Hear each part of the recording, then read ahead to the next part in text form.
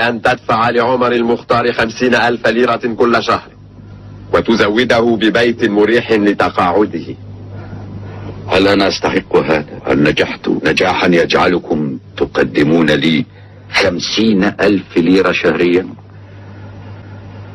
أنتم بتقديم الرشوة لي فعلا تهينونني.